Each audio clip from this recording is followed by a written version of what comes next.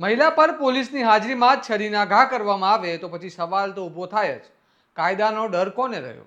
શું હવે સ્થિતિ એટલી બગડી ગઈ છે કે સુરક્ષા આપવા આવેલી પોલીસ સામે જ હુમલો થઈ શકે?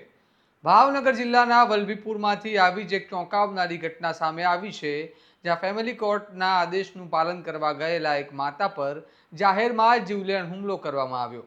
આ ઘટનાએ કાયદો અને વ્યવસ્થાને લઈને ગંભીર પ્રશ્નો ઊભો કર્યા છે. તો આખરે શું છે સમગ્ર મામલો? આવો વિગતે વાત કરીએ આ અહેવાલમાં. નમસ્કાર, હું ચિરાગ વર્ષાબેન, આપ જોઈ રહ્યા છો સ્વમાન. પીડિત ખુશીબેન વાઘેલા કોર્ટના આદેશ બાદ પોતાની દીકરી લેવા માટે મહિલા 181 પોલીસની સુરક્ષા સાથે વલભીપુર બસ સ્ટેન્ડ નજીક પહોંચ્યા હતા. પરંતુ જ્યાં સુરક્ષા હોવી જોઈએ ત્યાં જ પરિસ્થિતિ અચાનક બેકાબૂ બની ગઈ. આક્ષેપો મુજબ ખુશીબેનના સાસરિયા પક્ષના કેટલાક લોકો સ્થળ પર આવી ચડ્યા અને પોલીસની હાજરીમાં જ હુમલો કર્યો.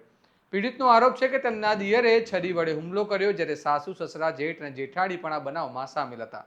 વધુ ચોંકાવનારી વાત એ છે કે બે લોકોએ પોલીસ કર્મચારીને જ પકડી રાખ્યા અને ત્યારબાદ ખુશીબેન પર તાબડતોડ હુમલો કરવામાં આવ્યો. હુમલો એટલો અચાનક અને ઉગ્ર હતો કે આસપાસના લોકો પણ ગભરાઈ ગયા. ખુશીબેનને ગંભીર ઇજાઓ પહોંચતા તેમને તાત્કાલિક ભાવનગર સરકારી હોસ્પિટલમાં ખસેડવામાં આવ્યા, જ્યારે તેમની સારવાર ચાલી રહી છે. જુઓ ખુશીબેન આ મામલે શું કહી રહ્યા છે. કોર્ટમાં પહેલા કેસ કરવા ગયા તો એને એમ કીધું કે પહેલા છોકરા લઈ આવો, પછી તો આપણે કેસ કરશું. પછી અમારે આજે પોલીસની ગાડી આવી, બે લેડીઝ પોલીસ આવી. અમે ના ગયા. પછી હું પહેલા ગઈ મારી છોકરીને લેવા. મેં કીધું મારી છોકરી મને આપી દો પહેલા. તો મારી છોકરી મને આપી નહીં, કે તને અહીંયા કોને બોલાવી છે એમ કરી મને 2-3 લાફા માર્યા. પછી મારો જેઠ હતો એને પેપ અને લાકડી ને એવું બધું લઈને આવ્યો. પછી મારો દેર હતો એ મને ચાકુ લઈને આવ્યો. તો ચાકુ ફાડીને પોલીસની ગાડીમાં બેસી ગઈ. પોલીસની ગાડીમાં બેસી છતાં મને ચાકુ એને મારી. પહેલા પાછળ મારી, પછી અહીંયા મારી. કોણે મારી? મારા દેરે ચિરાગ વાઘેલા. તમે ક્યાં પોલીસની ગાડીમાં બેઠા તો તમને મારી? હા, પોલીસની ગાડીમાં બેઠી હતી. બનાવ ક્યાં બન્યો? વલભીપુર બસ સ્ટેન્ડની પાછળ ફૂલવાડી. પછી પોલીસ વાળા તમને કેવી રીતના લઈ ગયા? પોલીસ વાળા મને બેસી ગયા હતા અંદર. એક મેડમ જ બહાર હતી.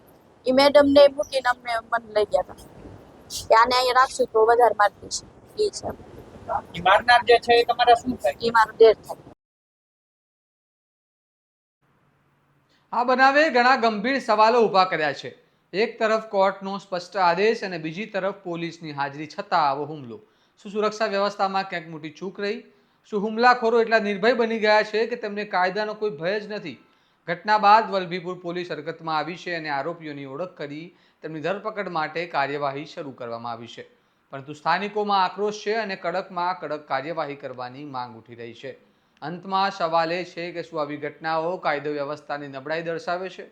શું હવે સુરક્ષા માટે પોલીસની હાજરી પણ પૂરતી નથી રહી? અને શું આવા કેસોમાં ઝડપી અને ઉદાહરણરૂપ કાર્યવાહી જ એકમાત્ર ઉકેલ છે? આ મામલે તમારું શું માનવું છે? અમને કમેન્ટમાં જણાવો. અને આવા જ વિશ્લેષણાત્મક સમાચાર માટે તમારા સ્વમાનને લાઇક, શેર અને સબસ્ક્રાઇબ કરવાનું ભૂલતા નહીં.